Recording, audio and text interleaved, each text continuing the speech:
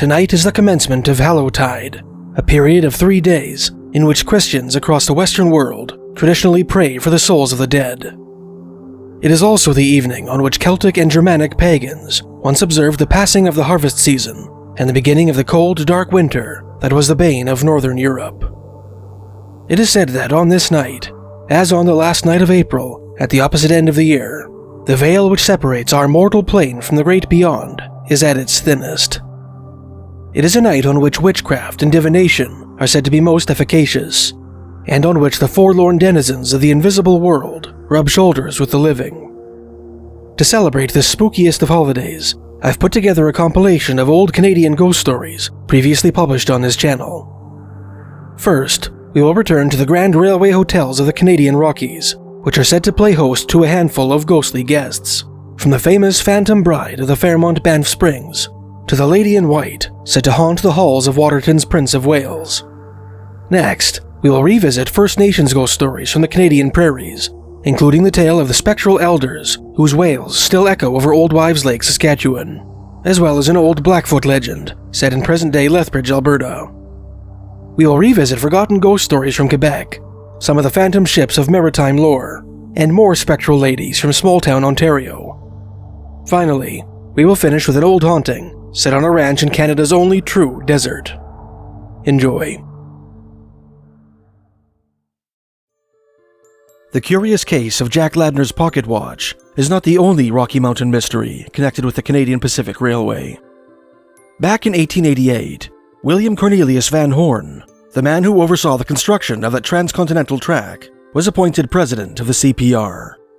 With the dream of attracting wealthy European tourists seeking a luxury wilderness experience, Van Horn envisioned a castle in the Rockies, a grand railway hotel towering above the confluence of the Bow and Spray rivers in the quaint mountain town of Banff.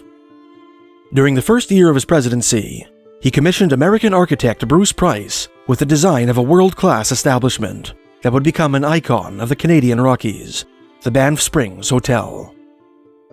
Since its grand opening to the public, this magnificent Scottish baronial-styled palace, rebuilt in 1910 from the limestone of Mount Rundle, has housed guests from all over the world, among them Marilyn Monroe, Queen Elizabeth II, and Helen Keller. According to a number of legends, ostensibly born from the first-hand accounts of hotel patrons and staff, some of these guests never checked out. The Fairmont Banff Springs Hotel is home to a number of ghostly stories, all of which the hotel officially denies. At least one of the Banff Springs' supposed ghostly guests is said to haunt the missing room 873 on the 8th floor. According to hotel lore, a man, while staying with his wife and young daughter in room 873, murdered his family before committing suicide. As the story goes, the spirit of the young girl, and in some versions the spirit of her mother, never left the room. Guests who stayed in room 873 after its reopening reported being awoken in the night by violent shrieks, and the chambermaids who routinely cleaned the room would report finding bloody fingerprints on the bathroom mirror that could not be washed off. In response to the disturbing reports, hotel management sealed off the room, the vicinity of which is said to be haunted to this very day. Another of the permanent residents reported to walk the halls of the Banff Springs is the ghost of Sam Macaulay, a beloved Scottish bellman who, before his death in the mid-late 1970s, swore to posthumously return to haunt his workplace. Incidents involving mysterious phantom lights, elevator doors opening and closing at random, and hotel guests being helped by an elderly Scottish bellman in an antiquated uniform have been attributed to Sam's ghost. Other alleged hotel specters include a ghostly bartender who encourages inebriated patrons to go to bed, and a headless man who, despite his obvious handicap, somehow manages to play the bagpipes. Of all the ghost stories associated with the Banff Springs Hotel, perhaps the best known is the tale of the Phantom Bride. According to legend, a young couple was married in Banff sometime in the early 1930s. It was arranged for their wedding banquet to be held in the Banff Springs Hotel, where the couple was renting their bridal suite. Before the banquet commenced, the newlywed bride ascended the marble staircase up to the Cascade Ballroom to join her husband, who was waiting at the top. As she did so, her wedding gown brushed against one of the candles that lined the curved staircase and caught fire. In the panic that ensued, the bride tripped over her wedding dress fell down the flight of marble stairs, broke her neck, and died. It is said that her ghost has haunted the hotel ever since. Over the years, various hotel patrons and staff have reported seeing a phantasmal bride dancing alone in the Cascade Ballroom, or ascending the marble staircase on which the tragic event is rumored to have taken place. Others have heard strange noises emanating from the bridal suite when the room was not in use. True or not, the tale of the ghostly bride of the Banff Springs Hotel is surrounded in an aura of mystery and romance that has become entrenched in the folklore of Canada's Rocky Mountains.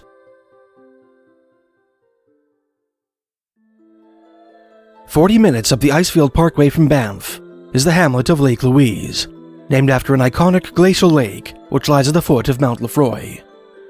Towering over the lake's northeastern end is another of the CPR's Grand Railway hotels, the Fairmont Chateau, Lake Louise.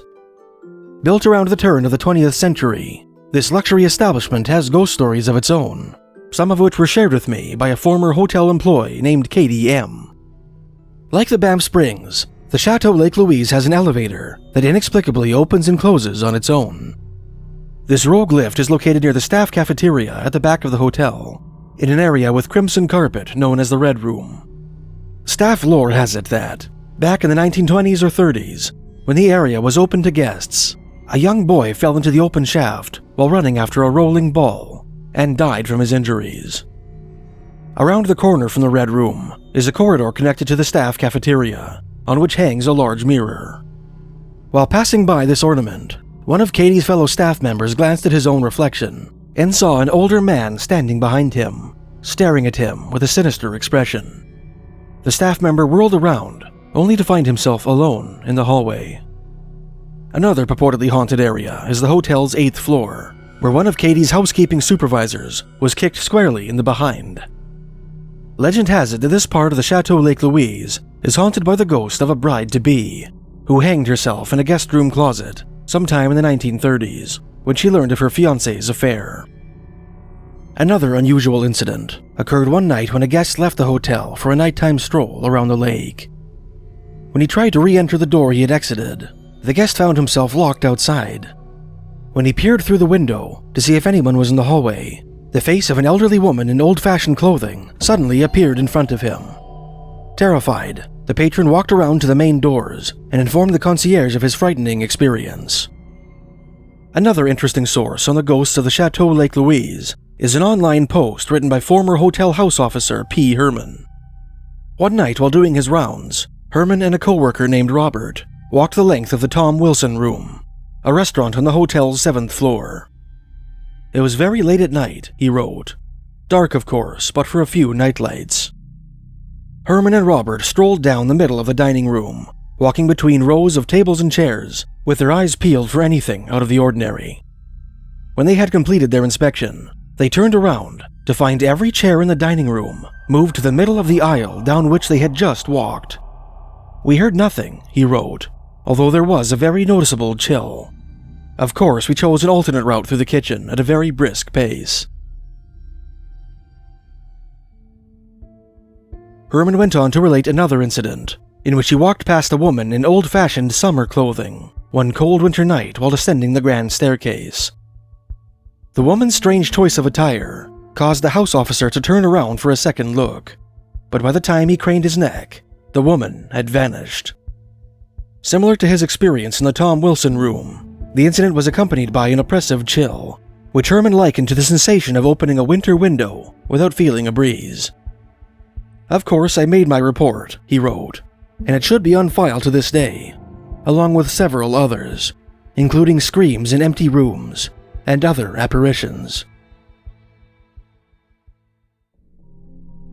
The most famous spectral resident of the Chateau Lake Louise is that of Thomas Edmonds Wilson, the namesake of the aforementioned restaurant. Wilson was a frontiersman who worked as a Northwest Mounted Police officer, a packer for railroad surveyor Major A.B. Rogers, and an independent mountain guide in the Canadian Rockies, who, in 1882, became the first white man to lay eyes on Lake Louise. After his death in 1933, Wilson's spirit is said to have returned to the place he loved best. Patrons have reported seeing a specter bearing his likeness, gazing out at Lake Louise from the restaurant that bears his name, and staff claim to have seen his ghostly figure striding through the kitchen at night, his legs disappearing into the floor from the knees down. This detail adds authenticity to sightings, as the kitchen floor was purportedly a foot lower than its present height when a living Tom Wilson walked the halls of the Chateau, Lake Louise.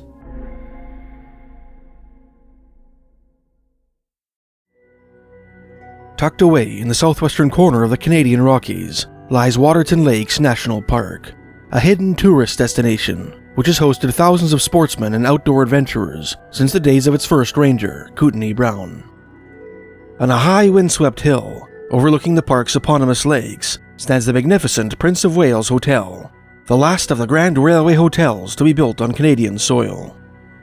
In the summer months, this historic Swiss chalet-style landmark houses guests from all over the world, come to hike the perilous Crypt Lake Trail, cruise the lakes by boat, or simply enjoy the breathtaking scenery of the Rockies' smallest park. In the fall and winter, the Prince of Wales lies desolate and abandoned, its windows dark, its doors boarded up, and the wind howling through gaps in its wooden exterior. In this eerie condition, the hotel appears more congruous with its many ghost stories, an attribute which all of Canada's Grand Railway hotels seem to share. The Prince of Wales Hotel was built in 1926 at the behest of Louis W. Hill, president of the American company the Great Northern Railway. At that time, alcohol was outlawed in the United States, and many thirsty Americans made pilgrimages to the Great White North to indulge in their favorite beverages, Alberta having ended its own prohibition in 1923. Hill, who had built several Grand Railway hotels in neighboring Glacier National Park, Montana, hoped that a similar hotel in Waterton might entice American liquor tourists to visit southwestern Alberta, utilizing his railway and U.S. hotels on the journey north. It is somewhat ironic that Hill's Waterton Hotel, built for the express purpose of attracting liquor tourism, is located right beside the Mormon-heavy counties of Cardston and Warner, the only districts in Alberta where alcohol is still outlawed.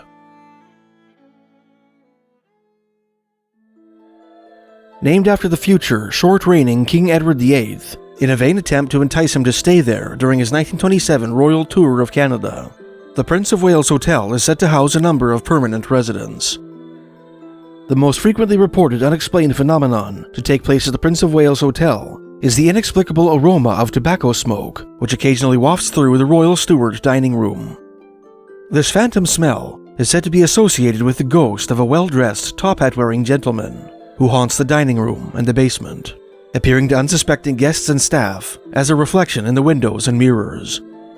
Although some writers have attempted to connect this specter with a construction worker who allegedly fell from some scaffolding to his death during the hotel's construction, the image of a dapper tobacco smoker corresponds quite well with that of Captain Rawdon S. Harrison, the hotel's first manager, a pipe smoker who frequently affected a tweed suit. Captain Harrison is said to have taken great pride in his work, and had his staff furnish the tables in the Royal Stewart dining room with freshly picked wildflowers every morning. Perhaps the captain's spirit resides in the hotel to this day, enjoying the occasional after-dinner smoke and periodically checking in on his guests. Another of the Prince of Wales' resident spirits is said to haunt the lobby, where hotel staff sometimes report hearing the heavy, disembodied footsteps of a man in the middle of the night. One former staff member, in an internet chat room, confessed that he broke into the hotel in the off-season in order to spend the night there. His intrusion apparently offended this invisible resident, who raced down the stairs from the 5th or 6th floor and across the lobby towards him, effectively chasing him from the premises. The most famous phantom of the Prince of Wales Hotel is the Lady in White, the specter of a young woman in a white gown, said to haunt rooms 510 and 516. This feminine phantasm makes her presence known by locking windows left open overnight, running the taps, tapping on doors, turning the lights on, and blowing her icy breath down the necks of hapless guests. Some hotel patrons have reported hearing disembodied footsteps in the hallways or on the balconies. Others claim to have been locked out of their own rooms, finding that someone or something had locked the door from the inside. One guest staying in room 516 even maintained that the apparition of a young woman slipped into bed with him and his wife in the dead of night, before vanishing into thin air. Popular legend attributes this phantom to the spirit of a young chambermaid named Sarah, who started working at the hotel shortly after its grand opening in 1927. Sarah was in love with a member of the hotel's staff. When the man rejected her advances, Sarah lapsed into despair and threw herself from a window on the 4th floor. Her ghost remains in the hotel to this very day, haunting the site of her suicide. It is likely that the legend of Sarah's ghost is based on a tragic event that took place in 1977, a particularly dark year for the Prince of Wales Hotel, on account of the death of a beloved hotel handyman and a disruptive government inspection. Perhaps the most tragic event to take place that year was the suicide of a 20-year-old seasonal employee from Dorval, Quebec, who worked in the hotel's gift shop.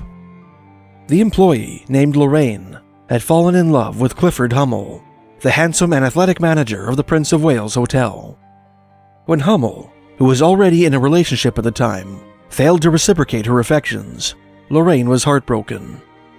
On Saturday, June 30th, 1977, the grief-stricken woman stripped naked and ran throughout the hotel before leaping to her death from the balcony on the hotel's 6th floor. Her broken body was discovered on the flagstone patio that overlooks the Waterton lakes. Some say that, ever since, her restless spirit has roamed the halls of the Prince of Wales, searching for the love denied her in life.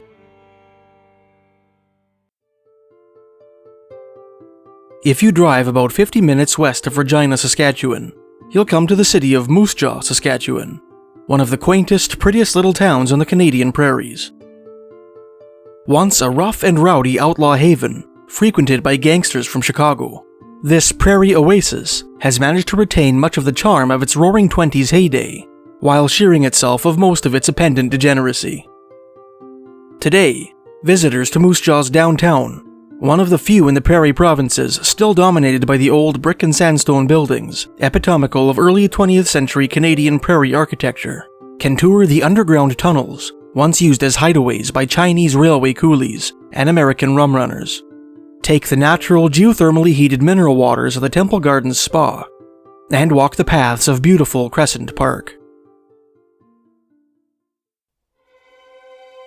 If you travel about 30 kilometers southwest of Moose Jaw, past the Sukanen Ship Pioneer Village and Museum, you'll come to a large body of water with the peculiar name of Old Wives Lake.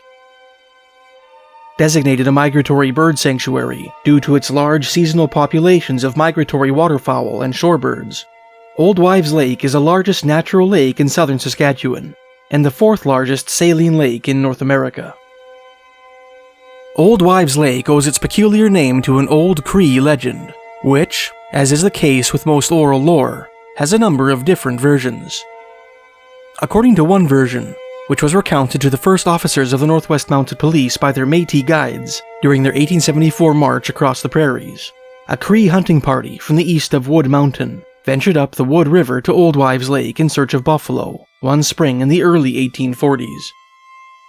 Earlier that spring, a prairie fire on the eastern plains had decimated the local buffalo population, and the Cree, running low on their winter stores of pemmican, were desperate for food. Luckily, the Cree discovered a herd of buffalo grazing on the shores of Old Wives Lake. The hunters made camp on the lake's shore and brought down many animals in the ensuing hunt. As the men skinned and dismembered the carcasses, a group of old women, who had accompanied the hunters specifically for this purpose, set about rendering the suet and marrow and drying and pounding the meat to make pemmican, a nutritious and imperishable prairie staple. Soon, the Cree had prepared enough food to sustain their starving band back east. Just as the Cree had finished loading their horses' travois, a Blackfoot war party attacked. Although unprepared, the Cree delivered an effective counterattack and successfully repelled the warriors, who retreated to the nearby hills. That night, the Cree held a powwow. They knew that the warlike Blackfoot would likely return at dawn in strength, preventing them from returning to their easterly band with the pemmican. After some deliberation, the Cree braves resolved to make a stand and fight, allowing their women and children to escape with the pemmican under the cover of darkness. No sooner had the warriors made their decision, however, than the old wives spoke up. The old wives knew that they, the younger women and the children, would likely not make it far without the Braves, and so they offered to stay behind instead. They had seen many summers, they maintained, and wished to give life to the tribe one last time, as they had in their childbearing youth. The old wives would not be overruled, and so, with great reluctance, the men, women, and children of the hunting party left for home with the pemmican in tow. At the lakeside camp, the old wives tended the fires and talked loudly throughout the night, so as to not arouse the suspicions of the Blackfoot. At dawn, a horde of Blackfoot warriors thundered into the camp screaming war whoops. When they discovered that they had been deceived, and that the bountiful spoils they had anticipated were reduced to a handful of grey scalps, they tortured and killed the old wives. Legend has it that the spirits of the dead women haunt a small island in the lake, known as the Isle of Bays, to this day. Some say that on windy spring nights, you can hear the old wives' howls of laughter, mocking the Blackfoot they deceived.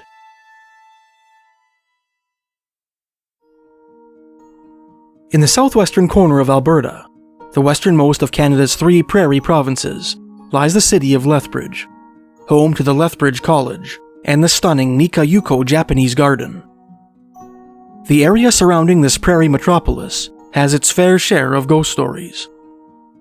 Lethbridge's Galt Museum, formerly the Galt Hospital, is said to be haunted by the spirit of a patient who was unexpectedly killed during a routine appendectomy. The ladies' washroom of Lethbridge's Bowman Art Center, formerly the Bowman School, is said to be haunted by the ghost of a Chinese girl whose young life was fraught with tragedy. And the Empress Theatre in nearby Fort Macleod, the oldest continually operated theatre in Western Canada, is purported to be the home of at least one spectral resident, who shows his face to unsuspecting patrons in bathroom mirrors. These ghost stories are only fitting for an area that has seen more violent and tragic death than almost any other place in Alberta. In 1837 and 1838, the Lethbridge area was swept by a smallpox epidemic that decimated the local blood Blackfoot Indians. A similar plague ravaged the region in 1869, the same year that American merchants established a trading post called Fort Hamilton on the banks of what is now the Old Man River. Better known by its nickname, Fort Whoop-Up, Fort Hamilton provided the local Blackfoot with repeating rifles and other trade goods in exchange for buffalo robes. The most infamous commodity sold at this trading post was a noxious homemade liquor, which the traders called bug juice, a mixture of American whiskey and river water, spiced with ingredients like tobacco, lye soap, red ink, and strychnine, which had a devastating effect on its native consumers. And in 1870, the coulees outside Fort Whoop-Up became a battleground, when thousands of Blackfoot, Cree, and Assiniboine warriors clashed in the Battle of Belly River, North America's last great intertribal Indian battle. So many lives were lost in the Lethbridge area to violence, whiskey, and disease that the Blackfoot name for the place was Akai Niskui, or Many Died. As might be expected, the Lethbridge area serves as the setting for several classic Blackfoot ghost stories, the most famous of which appears in the writings of both American anthropologist George Bird Grinnell and the late Canadian historian Hugh Dempsey. According to this unnamed oral tradition, sometime in the 1850s, 7 blood Blackfoot warriors traveled on foot to the prairies east of the Cypress Hills for the purpose of stealing Cree horses. The leader of the party was a young and successful brave named Heavy Collar. After scouring the plains of what is now southwest Saskatchewan without any luck, the party decided to head home. They traveled west through the Cypress Hills, then followed Bull's Head Creek, now known as Ross Creek, towards the South Saskatchewan River near present-day Medicine Hat, Alberta. While camped on a hill overlooking the Seven Persons Creek, which joins Bull's Head Creek just before its confluence with the South Saskatchewan, Heavy Collar announced that he would travel ahead in the hopes of finding friendly blood camps and horses, which he would bring back for his pedestrian companions. If he did not return with horses, he asked his companions to meet him at the Belly Buttes to the west, a traditional summer campsite of the Bloods. Heavy Collar traveled west up the river for some time. Eventually, he came upon 3 buffalo grazing by a cutbank and succeeded in killing one. He dressed the carcass and packed a good amount of meat onto his horse, leaving the rest for his companions. He built a fire, cooked some of the meat, and ate. Cognizant of the risk of traveling alone, he left his camp and traveled upriver under the cover of nightfall, leaving the fire burning. If any hostile eyes spotted his fire and tried to ambush him, he would be long gone. Heavy Collar traveled upriver for some time, careful to conceal his tracks, before reaching the place his people called Akai Niskui. With only the moon to light his way, he traveled to a nearby coulee, found a soft patch of grass, and lay down for the night. Try as he might, the blood couldn't sleep. Every time he began to doze, he heard a strange noise nearby. He peered into the dark, but couldn't see anything. He wasn't sure what was making the noise, but was convinced it wasn't an enemy brave. Nevertheless, he kept his rifle close, unable to shake the unnerving feeling that he was being watched. In the morning, Heavy Collar learned that he had spent the night lying next to the skeleton of a Blackfoot woman. Judging from the condition of the body, the Blood Warrior estimated that she had been cut down by enemy raiders about a year earlier, and left to rot where she fell. With haunting certainty, he knew that it was her spirit which had kept him awake the previous night with her strange noises. Filled with dread, Heavy Collar forded the river and continued his journey on the other side. As the day wore on, a storm began to brew. Soon, the rain became too heavy to travel through, and Heavy Collar decided to retire for the night.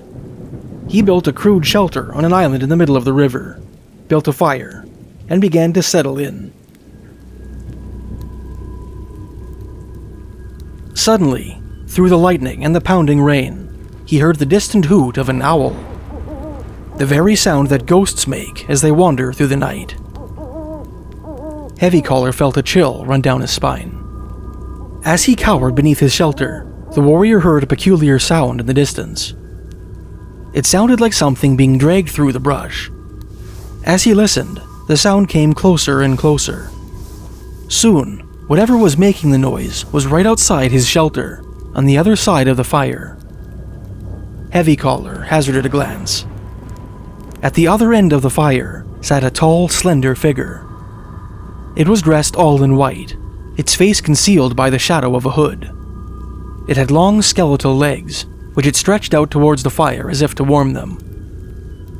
"Who are you?" Heavy Collar managed, his voice barely a whisper. The hairs on his neck stood on end, and cold sweat trickled down his back. The figure did not answer. Instead, it stretched its long, bony legs towards him, as if to touch him. Heavy Collar drew back, his knuckles white as he clutched his gun. "Who are you?" he asked again. "If you're a human, speak to me. If you're a ghost, then take pity on me, and leave me in peace." Again, the figure was silent. Again, it stretched out its pale, bony legs towards him. Heavy Collar recoiled, then leveled his gun at the figure. "You won't speak, and you won't leave," he said. "Maybe this will drive you away." He fired a shot at the figure, and it tumbled back into the darkness. Suddenly, Heavy Collar heard a ghastly wail. "Heavy Collar," moaned the spectral voice of a woman. "You have shot me. There is no place where you can hide where I will not find you." It was too much for the young brave. Heavy Collar left his shelter, waded back to the mainland, and ran through the night, heedless of the rain. At dawn, he arrived within sight of the familiar Belly Buttes, the rendezvous point where he had agreed to meet his companions. After taking a brief nap beneath the cottonwood, the exhausted warrior made his way towards the meeting place. At that time, one of Heavy Collar's companions stood sentry atop one of the buttes, the raiders having arrived before their leader. The Blackfoot saw two figures approaching the Belly Buttes from a distance and alerted his companions. As the pair came nearer, the Bloods recognized the familiar figure of Heavy Collar. Right behind him was a woman. The Bloods laughed amongst themselves, assuming that their leader had captured a girl from another tribe. They debated whether Heavy Collar would keep the woman for himself, or present her as a gift to one of them. As they joked, they saw the warrior and his female companion disappear into a coulee bottom. Only Heavy Collar emerged from the other side. He saw his friends and made his way up the hill to join them. "Where is your woman?" asked one of the braves, gesturing towards the nether coulee. "Are you hiding her from us?" "Where did you find her?" asked another. "What tribe is she from?" Heavy Collar realized with a thrill of horror that the ghost woman must have followed him. He told his friends of his frightening encounter with the phantom the previous night. Some of the Bloods believed him, others did not, and decided to investigate the coulee themselves. Sure enough, the mysterious woman was nowhere to be seen, and in the muddy coulee bottom, there was only one set of moccasin tracks. After that, they all accepted his story. The 7 Blackfoot traveled together, and soon came upon a small band of Bloods. They decided to spend the night with them. That night, Heavy Collar dreamed of the ghostly woman in white. The woman cursed him for shooting her. She told him that, from that day on, he would never be hit by an enemy bullet, but he would also never capture an enemy's gun in battle. The ghostly woman also warned him never to return to the place where her skeleton lay. Heavy Collar was plagued by that curse for the rest of his life. Whenever he led a war party, his warriors were never able to engage an enemy force in battle. He was never hit by an enemy bullet, but he never earned the honor of capturing a gun. Soon, the Blood began to believe that Heavy Collar was cursed with bad medicine, and refused to follow him on raiding or war parties. Instead of becoming a great chief, as many once believed he was destined, Heavy Collar remained an unlucky warrior for the rest of his life. In 1869, when Heavy Collar was an old man, Montanan traders established Fort Whoop-Up on the Old Man River, at precisely the spot where the ghost woman's skeleton lay. Although he realized that the ghost woman had forbade him from returning to the area, the downtrodden elder felt that he had little to lose, and made no objections when his band decided to pay the whiskey fort a visit. Heavy Collar and his band reached Fort Whoop-Up without incident, and the men brought in their buffalo robes to trade. That night, after the trading was done, the warriors celebrated by breaking into the bug juice they had purchased, and trying out their new repeating rifles. One of the young Bloods, his judgment impaired by whiskey, fired carelessly into the camp. The bullet hit Heavy Collar in the back, killing him instantly. The ghost woman of Akai Niskui had her revenge.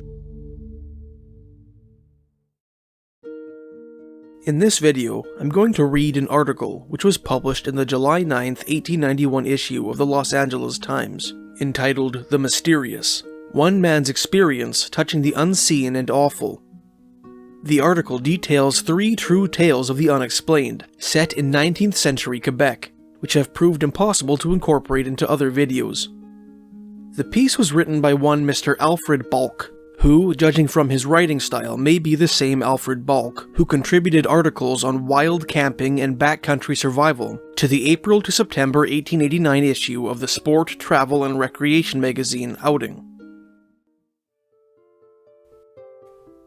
I am not superstitious. I do not believe in theosophy. I have never received any evidence of the truth of spiritualism. I never saw a ghost. I have no fear of ill luck. Yet I have had in my life a few experiences I cannot explain, and one of these happened to me only the other day. Being a smoker of cigarettes which I make myself, I buy little books of cigarette paper. These have covers of cardboard, and each contains about 100 sheets of what is called rice paper. On a Saturday morning, I purchased one of these books and used it that day and the next. I have a little square table alongside of my chair in the sitting room, which is meant to hold books I may be reading and other little things which I use. On Sunday night, I made and smoked a cigarette just before going to bed. The table at that time was covered with a white cloth, on which was The Life of Savonarola by Clark, a match safe, a saucer for ashes, my tobacco pouch, my cigarette holder, and this book of cigarette paper. There were, when I went to bed, about 70 sheets of paper in the book. On Sunday morning after breakfast, I went into the front room to get a cigarette. When I picked up the book, it was empty, and I was forced to hunt up another. Everything else was on the table as I had left it the night before. but alongside of the book lying on the white cloth was a round copper coin, worn badly on one side, but showing raised characters on the other. My wife is a collector of coins in a very small way, having 30 or 40 of those that have struck her fancy, and when I looked at this coin I had found, I supposed it belonged to her. I did not know what it was, nor had I ever seen a coin like it before. I carried it back to the dining room to ask her where she got it, when she startled me slightly by speaking as though she was obliged to me for having procured it for her. I, of course, knew I had never seen it before, and I found out that it was as strange to her. She called the servant in, for we both supposed it must belong to her, but she, after examining it, declared she had never seen it. She also proved that she had not been in the sitting room since the afternoon of the day before. My wife and I then went into the front room and removed everything from the table trying to find the cigarette paper, but without success. There are 4 facts which we established. First, that the cigarette paper had disappeared between 10 o'clock on Sunday night and 7 o'clock on Monday morning. Second, that the coin had made its appearance in the interval. Third, that we had never seen the coin before and did not know what it was. And fourth, that no person, so far as we knew, had been in that sitting room during that time. The folding doors between the sitting room and the bedroom were wide open during the night, and it would be impossible for anyone to move about in that room without being heard. I took the coin to a numismatist, who told me it was an Egyptian 5 para piece. Its value is about 1 cent. I have the coin still, and I am no nearer knowing how I got it now than I was the morning I found it, resting on the white cloth tableside alongside of the empty covers of the cigarette book. Now for a story of one of the greatest scares I ever got. Between the villages of Tadoussac and Louise, at the mouth of the Saguenay River in Canada, there is a hill at the base of which is a ravine, and over this is a bridge. It happened one night when I was in my 15th year that I was detained in Tadoussac until 13 o'clock, and the people I was with talked of the ghost of a Canadian habitant who had committed suicide in the ravine, which was supposed to haunt the scene of the self-slaughter. About 10 minutes past midnight, I left the house and started to walk home in the moonlight. When I reached the bridge, I looked down into the ravine, and my heart seemed to stand still. There, outlined against the bushes in the shadow of the bridge, was a tall, white, misty sort of figure, dressed apparently in long and flowing robes, and having one arm raised. It seemed to me the fingers beckoned to me. I rubbed my eyes and pinched myself, but it was no use. The figure was there. Then I picked up some stones and threw them down. They went through it, yet still it beckoned to me to come. I took to my heels and made the quickest time I ever made to the top of the hill. Being somewhat blown by my fright and my run, I stopped, and thinking for a moment, went back. There was the figure, still beckoning with that horrid hand. It seemed to me I could see eyes that glared at me. I threw more stones, but they had no effect whatever, and I made up my mind I would go down and see what that thing was, no matter what happened. I can give you no idea in words how real it looked to me, from whatever point I gazed, and how my blood seemed to be cold when I watched that infernal hand beckon to me. At the end of the bridge there was a fence which I climbed, and began to work my way down the bank. The thing was there still, and I cannot say with truth that I went very fast. I threw stones at it, which had no effect whatever, and I was all ready if it moved toward me, as I really half believed it would if I stoned it long enough, to get up that bank in short order. And at last I was close to it, and I put out my hand very cautiously, for it was still plainly before me, to touch it. I only touched the bushes. For a moment or two I was confused. My mind had become convinced there was something there. Then I searched for the cause of the appearance, as it had not vanished, and speedily found it. Under the bridge there was a little pool of water, which, acting as a mirror, reflected the moonlight upon the bushes, and the shape the light assumed made my ghost. The explanation was so simple that, coming as it did after my great fright and struggle with myself before I could make up my mind to examine it, made me very angry.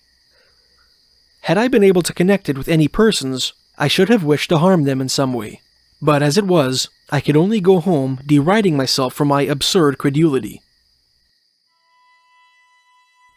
When I was a student at McGill University in Montreal, 2 years after seeing this ghost of a mud puddle, there was an old house up on the mountain, which had the name of being haunted.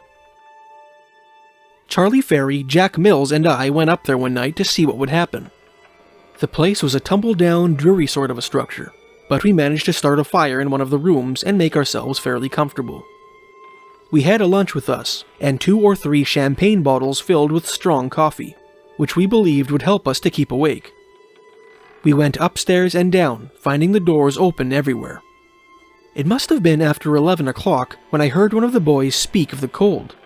The month was October, and although the night was cool, no one accustomed to a Canadian winter would have called it even chilly. Not only that, but we had a big fire in the open fireplace, so large a one in fact, that we had been forced to move away from it. We all felt this cold, however, in the most distinct way, and it seemed to me afterward, although this is probably my imagination, that the flame became dim. The cold did not arouse in us any idea of the supernatural, for we all concluded it was the chill of the night. While we were talking, we heard the sound of footsteps in the hall. There were no carpets, and the noise was distinct, coming through the open door. We had reflecting lanterns with us, and we crowded to the doorway to see who it was that had come to join us. I distinctly remember thinking it was some one of the college boys who had made up his mind to share our watch. But when we looked out into the hall, with the light of the lanterns turned on its bare boards, there was no one there. It was beyond question that no woman was in sight. Yet as we looked, we heard a woman's steps coming toward us, and we heard the swish of her dress as it dragged. It needed but a glance at the startled faces of Charlie and Jack to tell me they heard what I heard. As the thing, whatever it was, came toward us, we drew back while it turned and went up the stairs. We remained where we were, listening.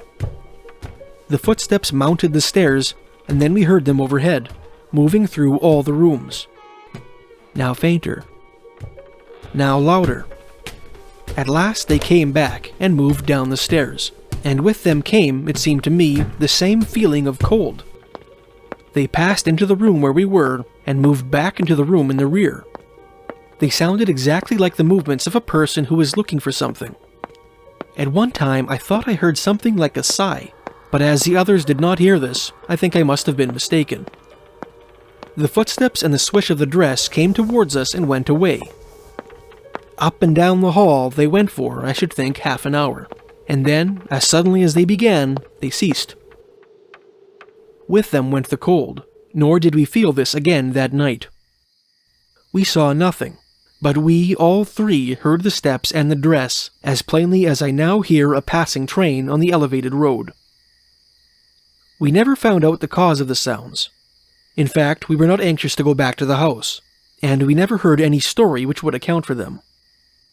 They remain one of the unexplained things which have happened to me. From Newfoundland to Prince Edward Island, Canada's Atlantic provinces are home to some of the richest folklore in all the country. This notion is attested to by the metaphorical library of maritime folktale collections compiled by local historians, like Frank Harold MacArthur's 1966 book, Legends of Prince Edward Island, and Helen Crichton's 1957 classic, Blue-Nosed Ghosts. The archives of Fortean scholar Mr. Gary S. Mangiacopra contain many forgotten tales of haunted lighthouses, sea serpents, and phantom ships endemic to Canada's Atlantic Northeast, which add to the growing body of material that is the folklore of Eastern Canada. We will explore some of those stories in this video. One of the items in Mr. Mangiacopra's archive is an article in the September 1st, 1975 issue of the Hartford Courant, an American newspaper based out of Hartford, Connecticut. The piece, which was written by journalist John Lacey and entitled Newfoundland Ghosts Linger, details the author's interview with Hartford resident Robert Russell, whom Lacey wrote was a boy growing up in Newfoundland in horse and buggy days. Russell began his meeting with Lacey by sharing anecdotes about his childhood in the town of Bay Roberts, on Newfoundland's Avalon Peninsula. Back in the 1910s and 20s, for example, young Russell and his fellow students were each required to carry a bundle of wood to class each morning, in order to ensure that the potbelly stove in the town's one-room schoolhouse had the fuel it needed to drive away the damp Atlantic chill. Russell told Lacey about the pungent dried cod that was a staple in his family home, and about the many inlets and coves which featured in some of his earliest childhood memories. After reminiscing for some time, Russell produced a homemade book entitled Folklore History of Newfoundland, a mishmash of forgotten ghost stories and local historical anecdotes, typewritten on paper of varying thickness, gathered directly from the people of Newfoundland. One of the tales in Russell's book is set in Lark Harbor, a small fishing community which lies at the heart of Newfoundland's desolate western coast, a region known as the French Shore, on account of a bygone treaty which once gave French fishermen the right to cast their nets into its rough waters. Long ago, the story goes, a ship crewed by some of those Gallic sailors was tossed into a cluster of sea rocks in the Bay of Islands, not far from Lark Harbor, and sank with all hands. There were no survivors, wrote the book's nameless author, but when a storm blows up, you can hear the cries of drowned sailors calling for help. Another story in Russell's book takes place in Bon Bay, another tiny community on Newfoundland's western shore, located at the base of the Great Northern Peninsula and the edge of Gros Morne National Park. Many years ago, so the tale goes, a large ship sank in the natural harbor for which Bon Bay is named. One evening, about 20 or 30 years after it had sunk, wrote the unnamed folklorist, the people heard a noise in the harbor. What did they see but the ship coming towards the shore, same as the day she went down. The ship was shining with lights, but nobody was seen on board. She came in to about 1 mile from shore, and then she disappeared. The last story referenced in Lacey's article told of a 16-year-old girl from Woody Point, a village just south of Bon Bay, who died after suffering epileptic convulsions. During the funeral service, the folklorist wrote, they heard a knocking from the coffin. The undertakers, having shoveled the earth over her, were startled and started to dig savagely. When they opened the coffin, she was face down, and her eyes were open as if she had died of fright. The question arises, how many people have been buried alive? Another maritime tale in Mr. Mangiacopra's archive is an article entitled The Phantom Ship, which appeared in the May 1954 issue of the magazine Fate. The author, one Roy Grant of Warwick East, Bermuda, claimed that his father had an unusual experience in about 1904 while sailing with 6 other men on the Northumberland Strait, the strip of Atlantic Ocean which separates Prince Edward Island from the mainland provinces of Nova Scotia and New Brunswick. As my father told the story, Grant wrote, it was just after sundown and not yet dark, and he was steering the schooner. One of the men said, "Look out, don't you see that ship coming across our bow?" Father looked and saw a full-rigged ship going across the bow, not more than 200 yards away. The men watched the ship, and when it was about a half-mile off, it suddenly burst into flames. Then they knew that it was a phantom ship. Rather than flee from the ghostly spectacle, Grant's father and his fellow sailors decided to approach the burning schooner head-on. As if in response, the spectral vessel instantly set sail and drifted away from them at exactly the same speed. First, the sails and rigging seemed to burn brightly, Grant wrote. Then the entire hull appeared to be on fire. During this time, the figure of a man could be seen quite clearly walking along the deck. The astonished shipmates pulled every trick in the book in an effort to overtake the mysterious craft, but no matter how fast they sailed towards it, the phantom ship remained the same distance ahead of them. As they tailed it, their phantasmal quarry slowly began to sink, lower and lower into the water, as if it were being consumed by the inferno which engulfed it. When the tip of its mast finally kissed the surface of the water, the flame separated into 3 great balls of fire. These fireballs skipped along the waves for some time, before coming back together again, flaring up into a roaring blaze as they rejoined. This great conflagration eventually subsided to reveal the original schooner, whole and unconsumed once again, which sailed on unmolested for a brief spell, before bursting into flames just as before, repeating the cycle. Grant's father and his fellow shipmates maintained their futile pursuit all night long, until finally, at dawn, the ghostly schooner melted into the twilight. The fiery phantom ship which Grant's father described, referred to by some authors as the ghost ship of the Northumberland Strait, evokes another spectral schooner, seen from time to time near Nova Scotia's famous Oak Island. This mystery ship is believed to be the ghost of an American privateer called the Young Teaser, whose gunpowder supply was set ablaze by a suicidal sailor during a naval battle in the War of 1812. But that's a story for another time. All over the world, there are certain special spots which local tradition contends are haunted by solitary ghostly women clad in monochromatic garments. The stately Fairmont Hotel, Vancouver, for example, is said to be haunted by the specter of a local socialite who appears to guests in a glamorous red dress. Nova Scotia's iconic Peggy's Cove Lighthouse is said to be the purgatorial domicile of a forlorn phantom in a blue gown who weeps for some bygone tragedy which history has long forgotten. Victoria Hall in Cobourg, Ontario, is supposed to be the domain of the Lady in Green, Queen's Park, Toronto, the abode of the Grey Lady, and the Capitol Theatre in Hamilton, Ontario, the residence of the Lady in Black. Of all the shades and colors which feminine phantasms are said to affect, white is by far the most popular. Some folklorists who have written on the subject have observed that supposed backstories associated with ghostly women in white often involve heartbreak, lost loves, abandonment, betrayal, and unrequited love being recurring themes. In this video, we're going to explore a few of the many Canadian legends of the Lady in White. The first of our stories takes place in the hamlet of Thornton, Ontario, about a 15-minute drive south of the city of Barrie, not far from Lake Simcoe. At the heart of this tiny community, at the junction of the main drag, Barrie Street, and perpendicular Robert Street, sits a charming 170-year-old Victorian mansion, surmounted by a large white sign bearing the words, "The Queen's." Throughout the 2010s, prior to the imposition of provincial restrictions related to the recent pandemic, this building housed both the Vidya Center for Yoga and Wellness and an associated vegan restaurant. In the first decade of the 21st century, the historic structure was the site of a fine dining restaurant called the Village Inn.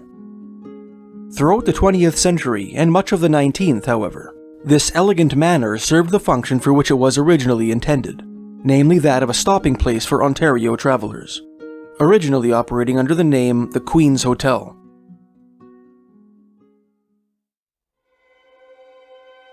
For decades, patrons and staff of the various establishments for which the historic building has served as headquarters have reported seeing a mysterious woman in a white dress standing at the top of one of the staircases leading to the second floor, walking along the mezzanine above the main floor lounge, and gazing mournfully from the balcony which overlooks Barrie Street.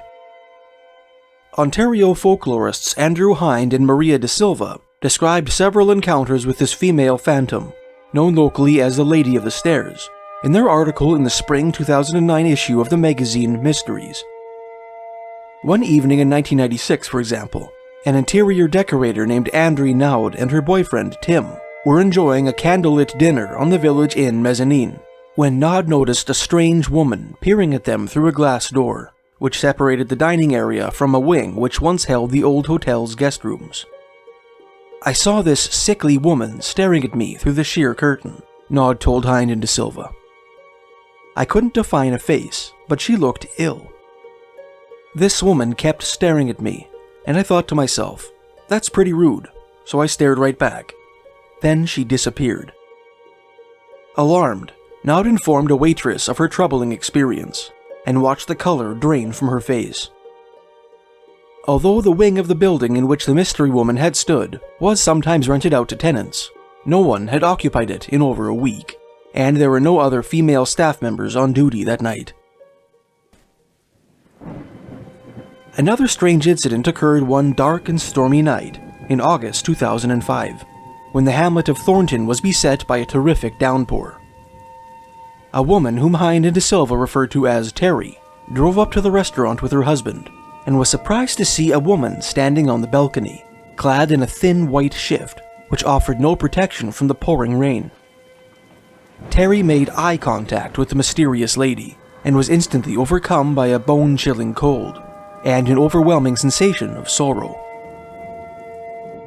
All throughout dinner, Terry found herself unable to shake the oppressive feelings which had assailed her. Seeking relief, she excused herself and made her way towards the bathroom on the first floor.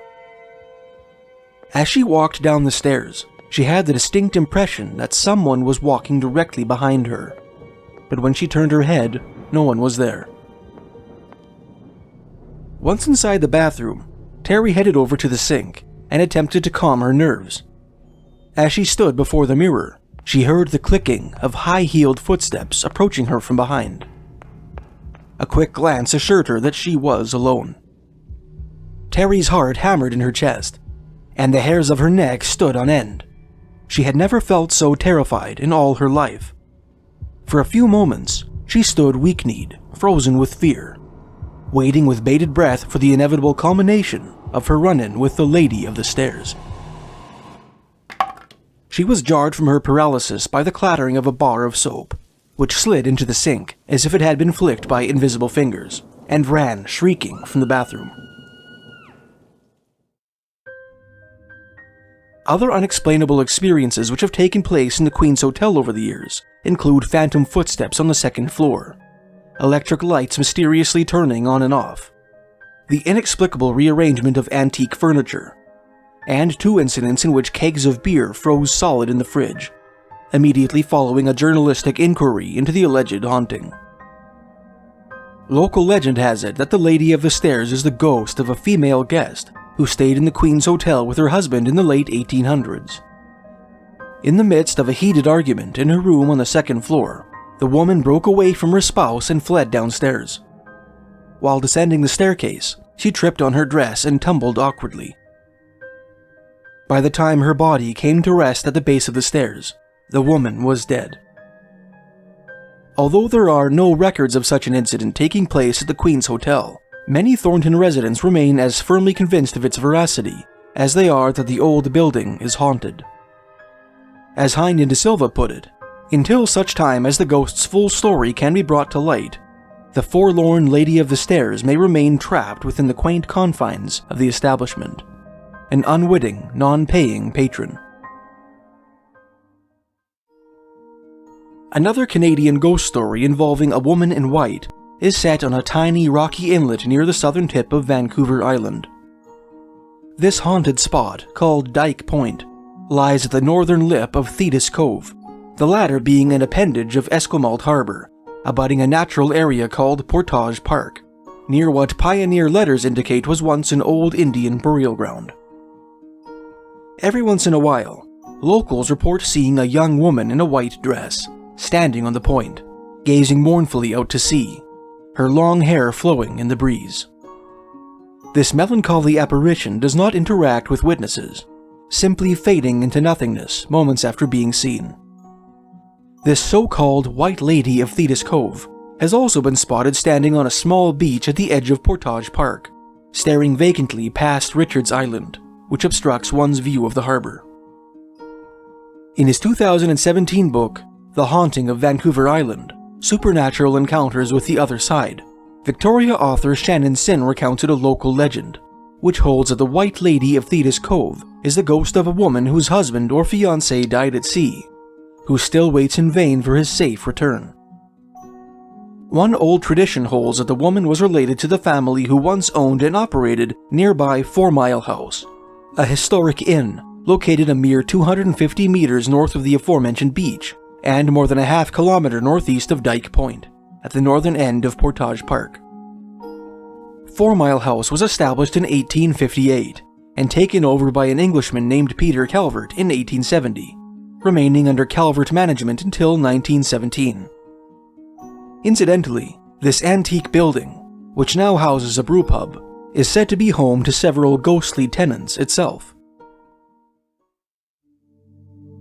After wading through a cloudy mire of historic documents and local folklore, Sin tentatively identified the White Lady of Thetis Cove as the shade of Margaret Montgomery, once a frequent visitor to 4 Mile House, whose sister, Elizabeth Calvert, was married to the Englishman who took over management of the inn in 1870.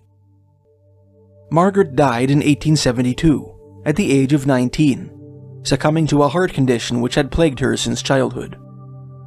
In all likelihood, Sin wrote, Elizabeth would have tried to introduce Margaret to prospective partners, many who would have been ship officers.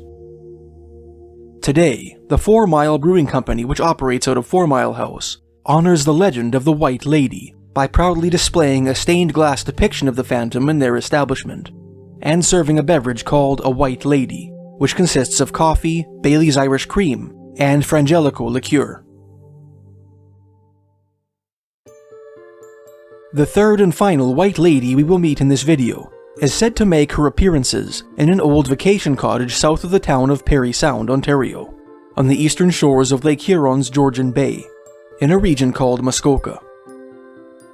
Built in 1890, this quaint Victorian relic has housed guests ever since steamships first opened up the Muskoka wilds to sportsmen seeking reprieve from the big city, one of whom appears to have taken up permanent residence. In his 1997 book, Haunted Lakes, Great Lakes Ghost Stories, Superstitions, and Sea Serpents, American historian Frederick Stonehouse detailed some of the strange experiences said to have taken place at this nameless lakeside cabin. In the summer of 1980, for example, a young female schoolteacher spotted a woman dressed in a long, old-fashioned white dress and a wide-brimmed hat disappear into the woods behind the cottage. Several years later, a hard-headed engineer, whom Stonehouse cited as Dr. Bell, spotted the pale face of a white-clad woman staring at him from behind a window while touring the grounds with the cabin owner. When he called the owner's attention towards the woman, the figure disappeared. According to Stonehouse, the owner of the cottage has no idea as to the identity of her mysterious non-paying tenant, but has a distinct impression that her intention is to look after the cabin, and feels reassured by her presence. Whether she was the victim of some long-forgotten Georgian Bay tragedy, or a former guest drawn to the cottage after death, the legendary ghost of Parry Sound, like that of Thetis Cove and the Queen's Inn, is another mystifying addition to the bevy of Canadian phantoms whom folklore has styled the Ladies in White.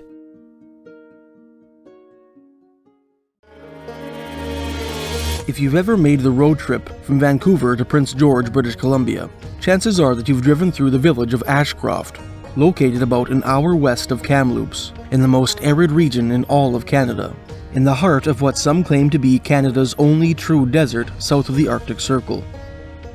In addition to its 1,500 residents, Ashcroft is home to a number of chilling ghost stories.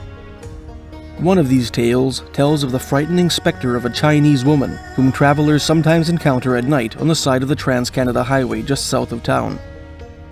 Another Chinese ghost, this one the spirit of a friendly cook, is said to haunt and occasionally bake ghostly bread in Hat Creek House, a historic stagecoach hotel situated 20 minutes north of Ashcroft on the Caribou Highway. Of all the historic buildings located in and around Ashcroft, few have more ghost stories attached to them than the Sundance Guest Ranch, a dude ranch situated about 10 minutes south of town off the Highland Valley Road. According to Stan Rowe, a nonagenarian, former Calgarian, and Sundance's longtime owner, two of his former employees encountered a pair of phantoms one evening in 1978. That night, the two young ladies, both of whom worked as cooks in the ranch kitchen, headed out for a walk.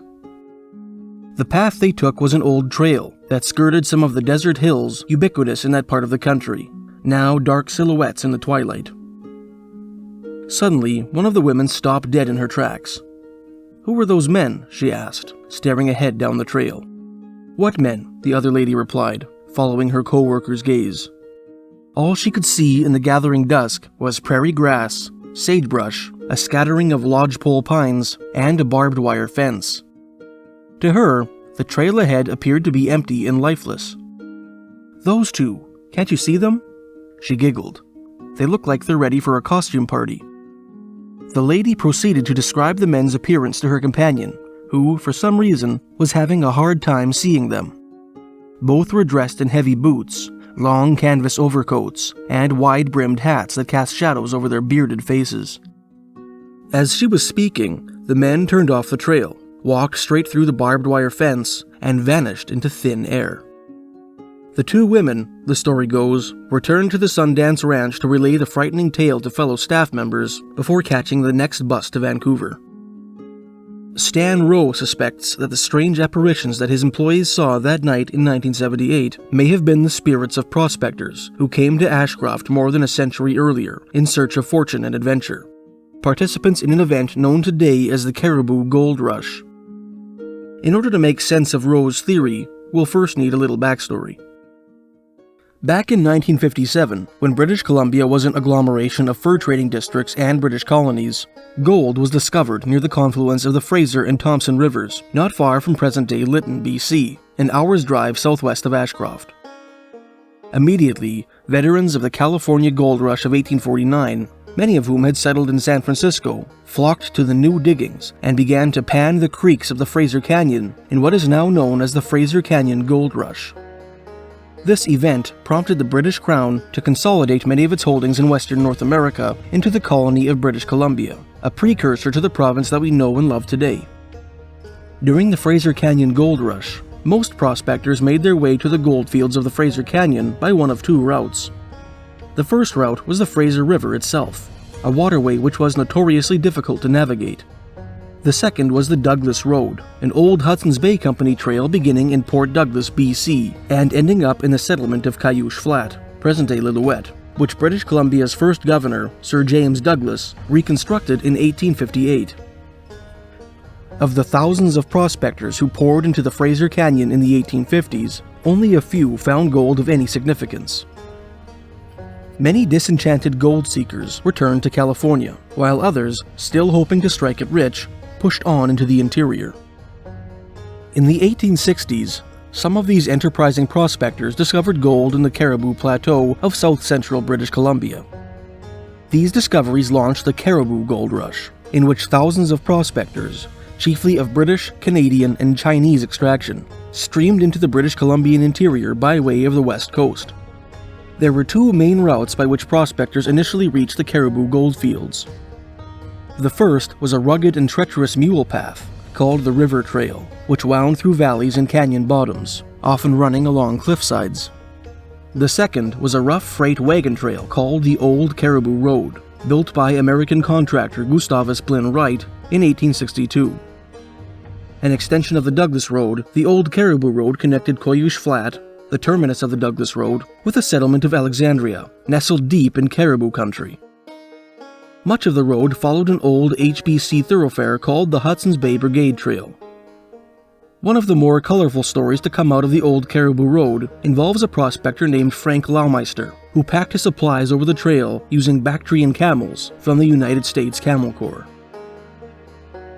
Shortly after the construction of the Old Caribou Road, Sir James Douglas declared his intention to construct another freight wagon road which would comprise the new first leg on the journey to Caribou country, a thoroughfare which would make the less efficient Douglas Road obsolete.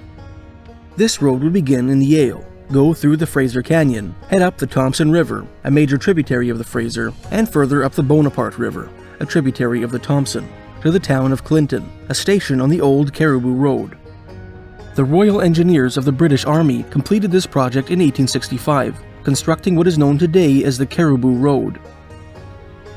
In 1862, before the construction of the Caribou Road had commenced, two young, adventurous, upper-class, Cambridge-educated English brothers named Clement and Henry Cornwall, the former being the future Lieutenant Governor of British Columbia, took a steamer to Victoria, BC. Like thousands of other adventurers, they crossed over to the mainland to the town of New Westminster, present-day Vancouver, BC, headed up the Fraser River, and trekked over the Douglas Road to Cayuche Flat.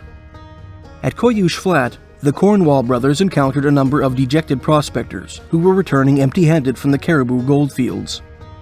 After hearing their woes, the brothers reasoned that they would have better luck catering to the needs of prospectors than searching for gold themselves.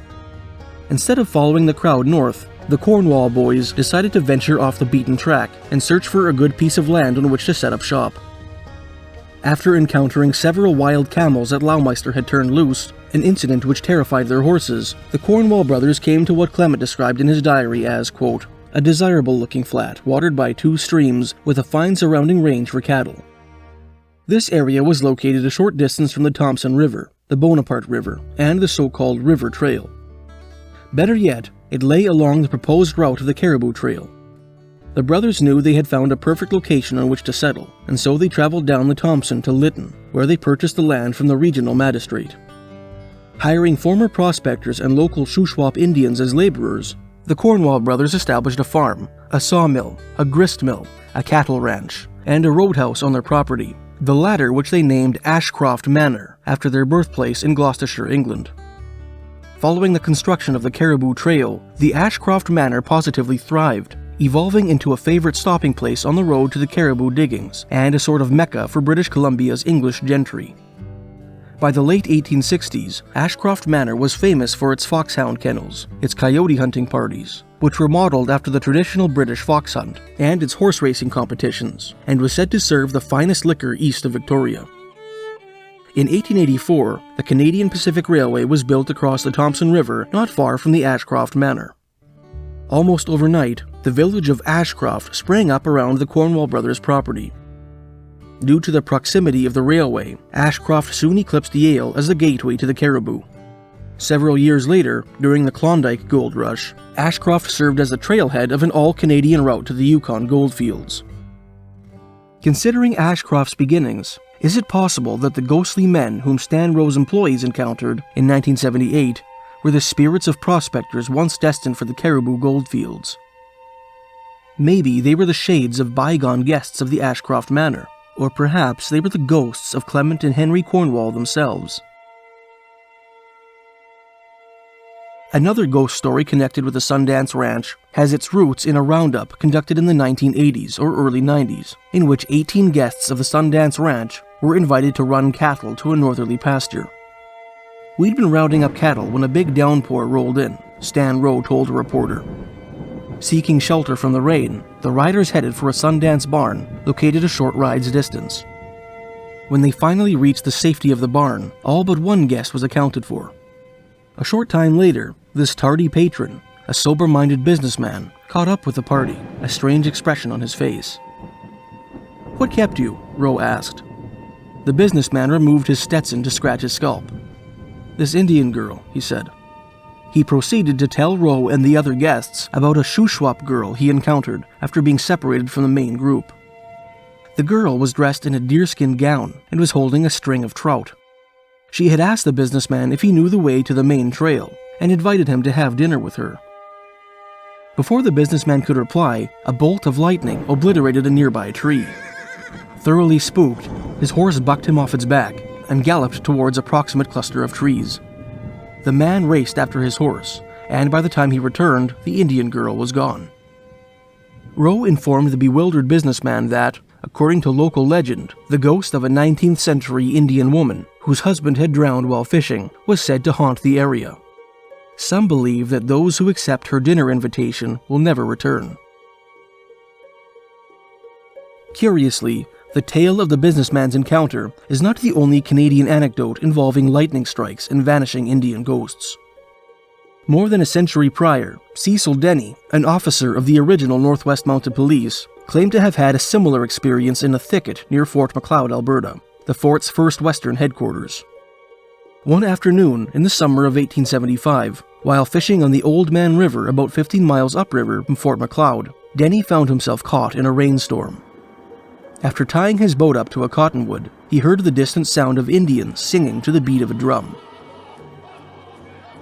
Hoping to shelter himself from a storm, he made his way towards the sound. After stumbling through the rain, Denny came to a clearing in a thicket in which he found a cluster of Indian teepees. Immediately, the Mountie knew that something was amiss. Although the wind was howling violently, it seemed to have no effect on the teepees, nor on the Indians who moved about them. The fires within the teepees shone through their entranceways with an eerie brightness. All of a sudden, a lightning bolt struck a nearby tree. When the Mountie recovered his senses, the Indian village had vanished. Terrified, Cecil Denny abandoned his boat and walked all the way back to Fort Macleod. He arrived at the barracks after midnight and collapsed into his cot, cold, wet, and exhausted. The following morning, Denny related his misadventure to his fellow officers in the mess house. His wild tale met with laughter and incredulity. Undeterred, the Mountie secured the services of a local Blackfoot guide and a Métis interpreter, and made his way back to the site of his strange experience. In his journal, Denny wrote, quote, "On questioning the Indian, he stated that the Blackfeet had surprised and slaughtered a camp of Cree Indians at that place many years ago. Sure enough, when they arrived at the place where the ghostly village had stood, Denny and his companions discovered two sun-bleached skulls lying side by side in the grass."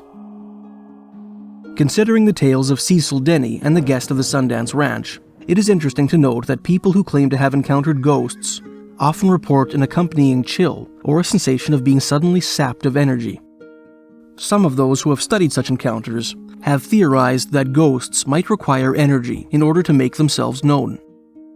Lightning, which features in both of the aforementioned ghost stories, is believed to contain a whopping 5 billion joules per volt, more than enough energy, one would think, to achieve such a purpose.